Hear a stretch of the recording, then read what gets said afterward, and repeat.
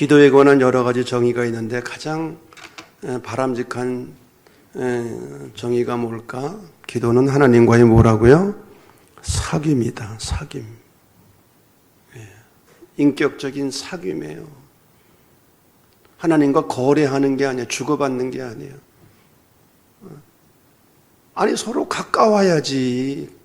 한 교회에 있으면서 목사와 교인들의 관계가, 성도와 성도들의 관계가 이웃집 아저씨처럼 되면 되겠어요. 이웃집 아저씨. 친밀한 관계. 이 관계죠, 관계.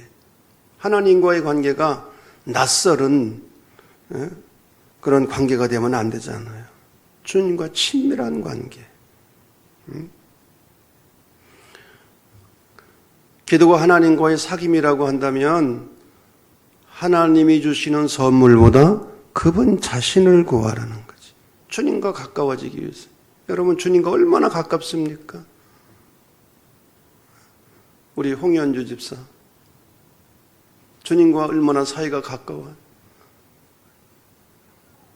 네. 은행에 가보니까 거기 일용할 양식도 있고, 아주, 그런 것 같더라고. 하나님과의 사귐이다. 하나님이 주시는 선물보다 하나님 그분 자신을 구해야 된다. 이 주님의 기도는 기도의 원형이라고 했습니다. 주님이 가르쳐 주셨으니까. 초대교회에서는 주기도문은 가장 중요한 보배였어요. 세례를 받은 자만이 이 기도를 드릴 수 있었고, 삼가 두려워하는 마음으로 이 주의 기도를 드릴 때 삼가 두려워하는 마음으로라고 고백하고 이 주의 기도를 드렸다니까. 그만큼 정말 두렵고 떨리는 마음으로 주님의 기도를 드린 거예요. 이 주님의 기도의 특징은 절반이 하나님께 초점이 맞춰져 있고 절반은 우리 인간에게 초점이 맞춰져 있죠. 전반부는 하나님에 관한 내용이고 후반부는 인간의 필요에 관한 내용이에요. 둘째, 짧고 단순해요. 짧고 단순한 기도. 절대로 긴 기도가 아니에요. 여러분, 대패 기도할 때 너무 긴 기도 하려고 그러지 마라. 좀 짧게 했으면 좋겠어. 주일날 이 공동 기도도 그렇고요. 그리고 담임 목사를 위한 기도는 개별적으로 하세요. 꼭 왜 그 귀한 시간에 교인들을 위해서 기도하는 거지 담임 목사를 위해서 기도하는 게 아니거든.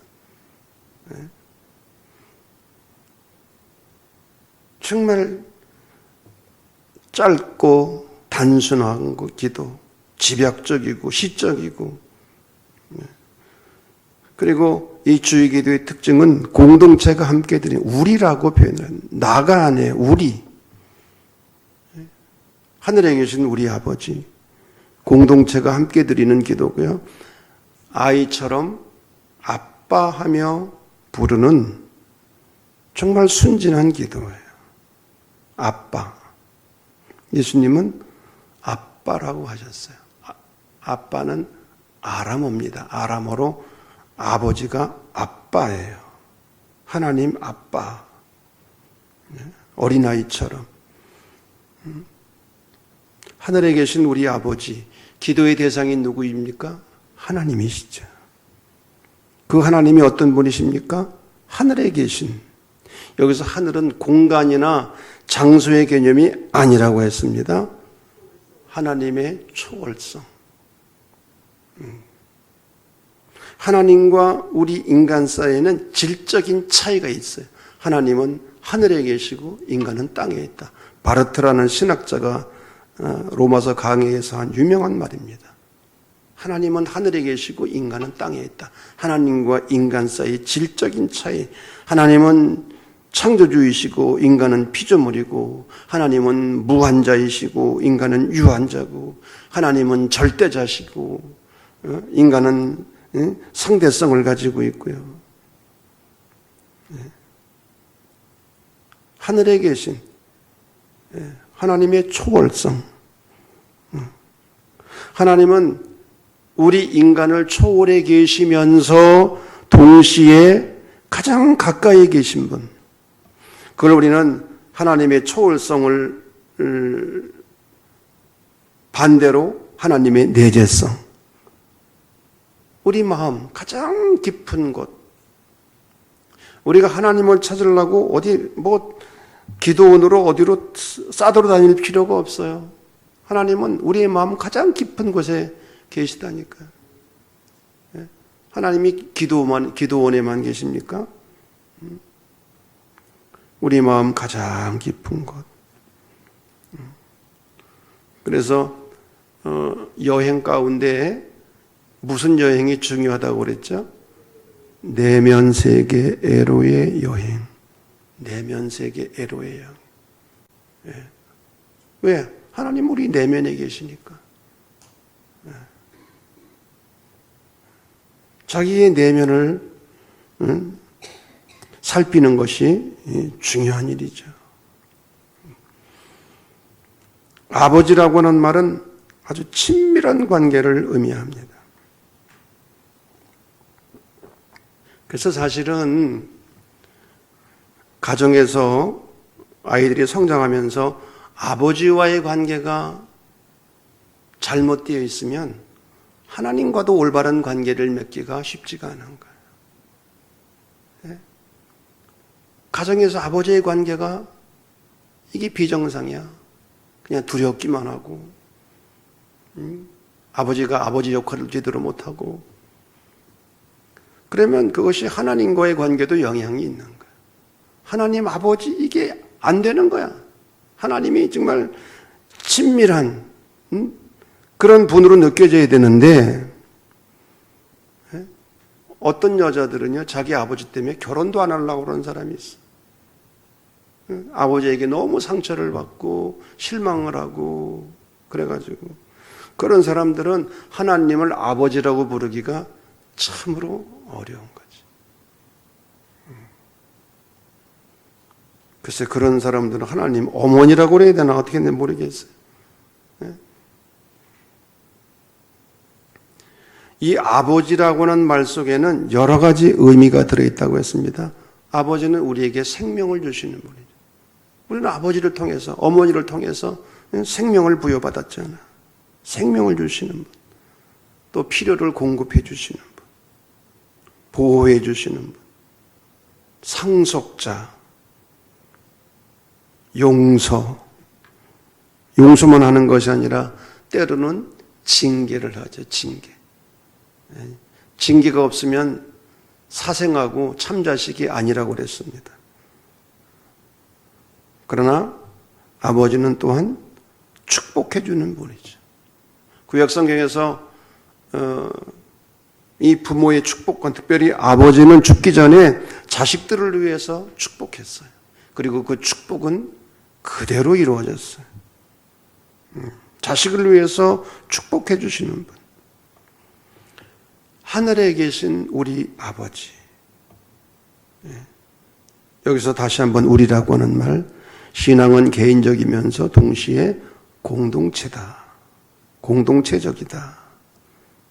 교회는 개인이 아니라 공동체입니다. 공동체성을 상실하면 그것은 교회가 아닌 거예요.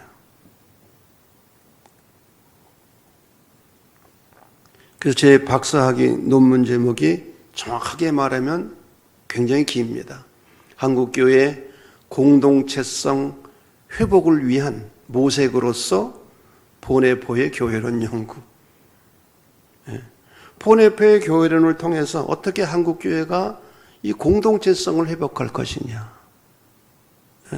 그게 제 논문의 중요한 내용입니다. 교회가 공동체성을 잃어버리면 더 이상 교회가 아닌 것이죠. 성도란 누구냐? 하나님을 아버지라 부를 수 있는 사람들. 교회란 무엇이냐? 하나님을 아버지라고 부를 수 있는 우리 공동체. 공동체 전체가 하나님을 아버지로 부를 수 있는 것. 그 초대교회 때 있었던 재미있는 이야기가 있죠. 어느 집안에서 가정 예배를 드리는데 아들이 하나님 아버지 기도하니까 그 아버지가 하나님 형님 그리고 기도했다는 거 아니에요. 아니 형님이 뭡니까? 아니 너한테 아버지 뻘이니까 나한테 형님 뻘이 아니냐. 네? 우리는 한 아버지를 중심으로 하는 형제 자매들이잖아요.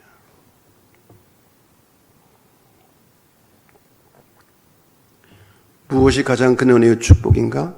하나님을 아버지라고 부를 수 있다고 하는 것. 이게 은혜 중에 은혜고 복 중에 복이라고 하는 거예요. 하늘에 계신 우리 아버지.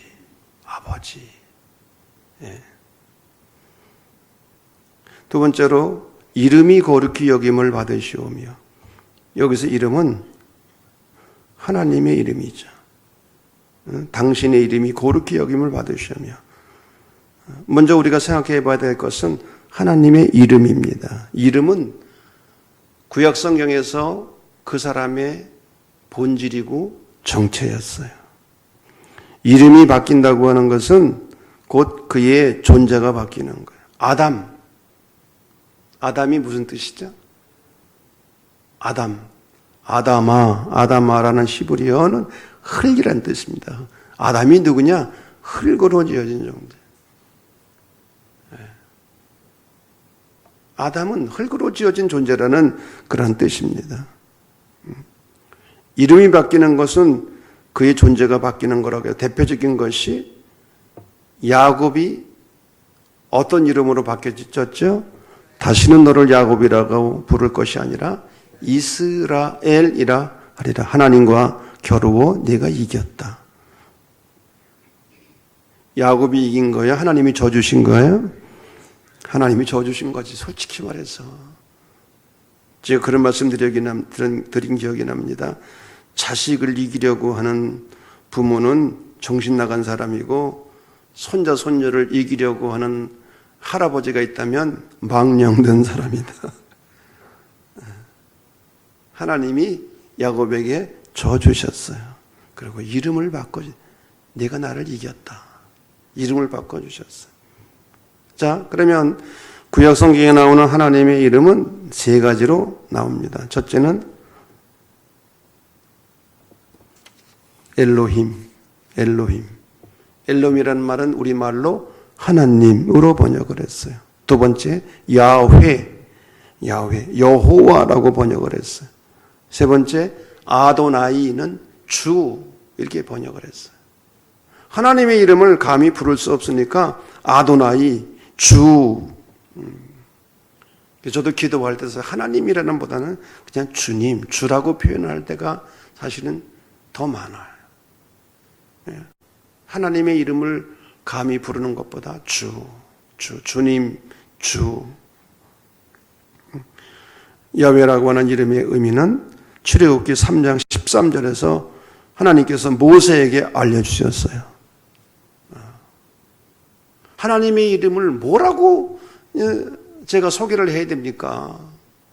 그때 하나님께서 모세에게 가르쳐 주셨잖아요. I am who I am. 나는 스스로 있는 자다. 스스로 있는 자.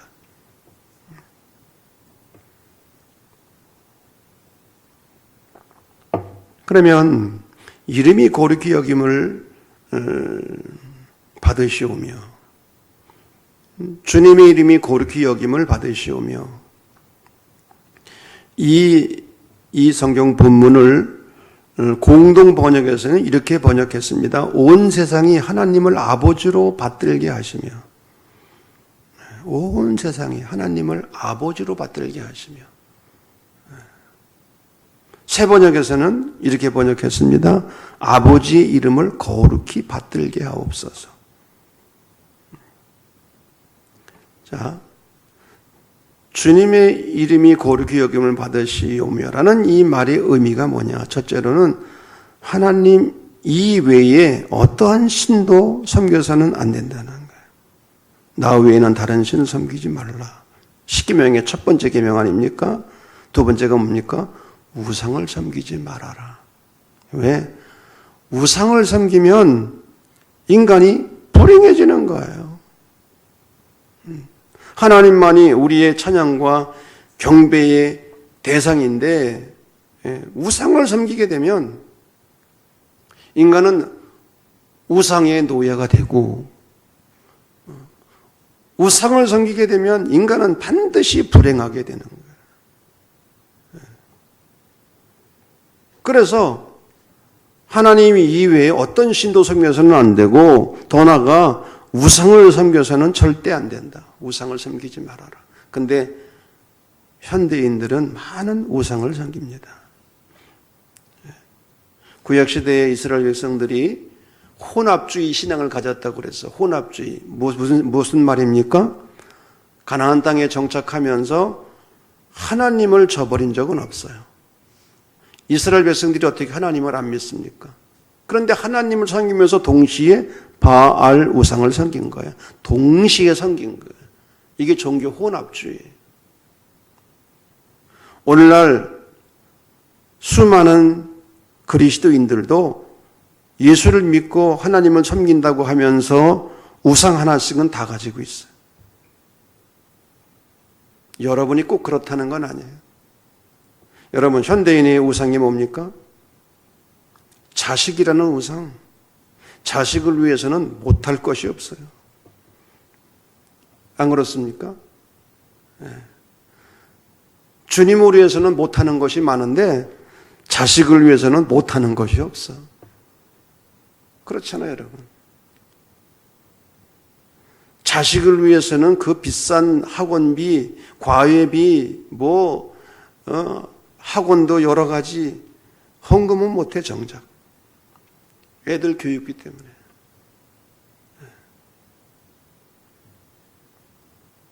자식이라는 우상,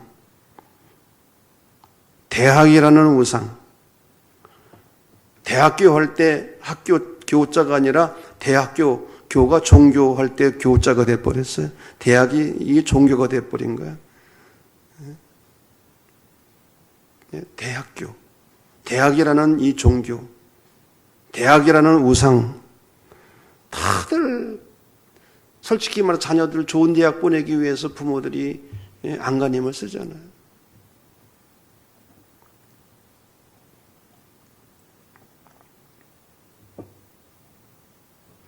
통계적으로 보면 좋은 대학을 나와야 그래도 이 세상에서 직장 잡고 잘 살 수 있는 확률이 높으니까 자꾸만 그렇게 할 수밖에 없는 것이죠.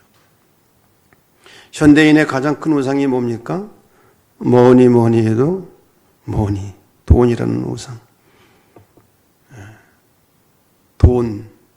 돈을 위해서라면, 돈 생기는 일이면 밤잠을 자지 않잖아요.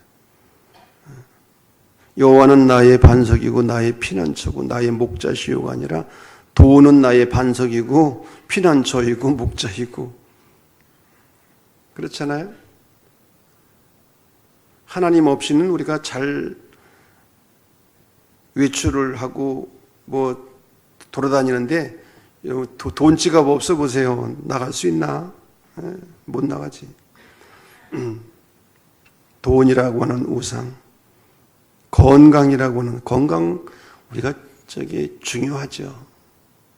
근데 건강이라면 뭐든지 돈이고 뭐고 얼마든지 건강이라면, 돈이 하나의 이 건강이 우상이 되어버렸어. 우상이. 과학과 기술이라는 우상, 쾌락이라고 하는 우상, 이런 우상을 섬기지 않게 해달라는 거예요. 주님의 이름이 거룩히 여김을 받으시오며 주님께만 존귀와 영광을 돌리게 하게 해달라는 거죠. 그리고 두 번째로 주님의 이름이 영광을 받으시도록 주님의 이름에 먹칠을 하지 않도록, 주님의 이름에 욕을 먹이지 않도록 그러한 삶을 살도록 해달라고 하는 거예요. 여러분, 자식이 잘못하면 부모가 욕을 먹잖아요. 교회를 다니는 사람이 잘못하면 교회가 욕을 먹고요. 더 나아가 예수님이 욕을 먹고 하나님이 욕을 먹잖아요. 로마서 2장 24절, 하나님의 이름이 너희로 인하여 이방인 가운데 모욕을 받는도다. 그리스도인들이 똑바르게 살지 못하면 하나님의 이름이 모욕을 받는다는 거예요. 모욕을. 제가 사업을 하는 분들에게 반 농담으로 하는 말이 있습니다. 사업하면서 큰 교회 다니는 거 자랑하고 특별히 교회에서 장로 직분을 앞세우는 사람은 조심해야 된다. 여러분, 교회 이름 팔고 장로라고는 이름을 팔고 사업을 하면서 욕먹이는 사람들이 얼마나 많이 있습니까?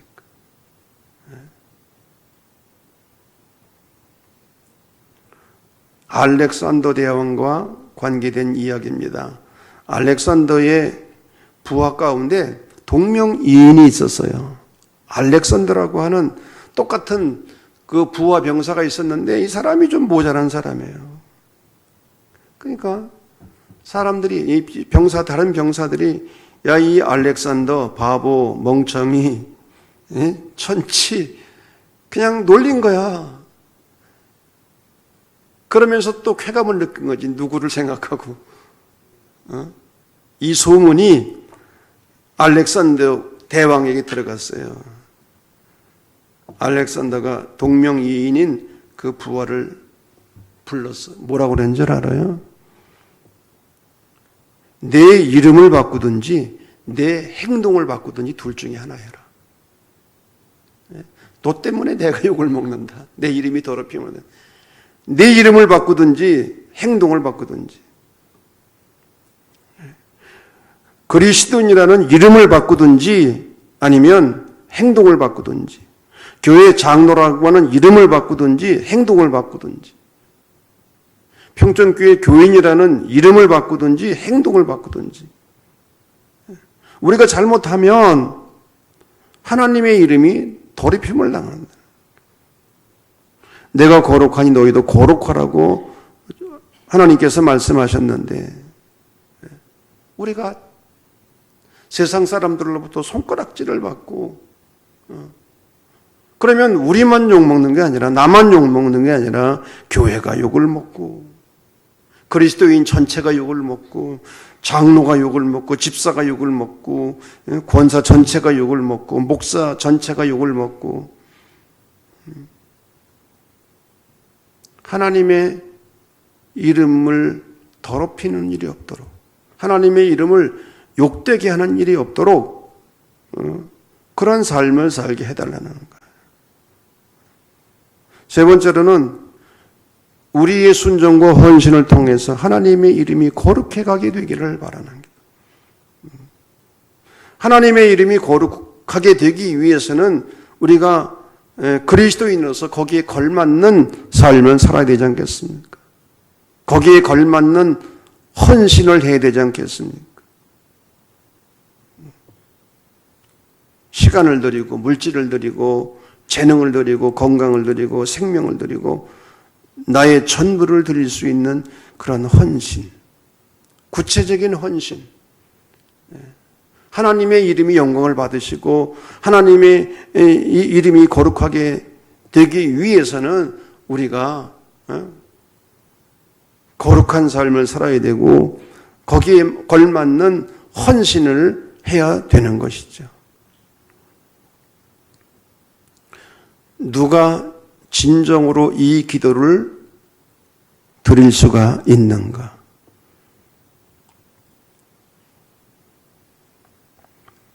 주님의 이름이 거룩히 여김을 받으시오며. 누가 진정으로 이 기도를 드릴 수 있는가? 하나님의 이름이 여기저기서 모욕을 당하는 현실을 바라보며 가슴 아파하는 사람. 하나님의 이름이 모욕을 당해요. 기독교를 개독교라고 그러고. 이런 현실을 바라보면서 가슴 아파하는 사람. 그리고 회개하는 마음을 가진 사람.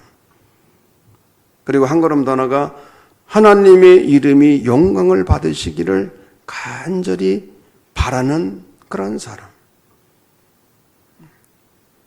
하나님의 이름이 모욕을 당하지 아니하고 하나님의 이름이 영광을 받으시기를 간절히 바라는 사람만이 이 기도를 진실로 드릴 수 있는 것이죠. 이런 마음을 가질 때 비로소 우리는 당신의 이름이 거룩히 여김을 받으시오며, 이런 기도를 진실로 드릴 수가 있는 거예요. 바라기는 이 기도, 이름이, 주님의 이름이 거룩히 여기심을 받게 해달라고 하는 이 기도를 진실로 드릴 수 있는 우리 모두가 되기를 주님의 이름으로 간절히 소망합니다.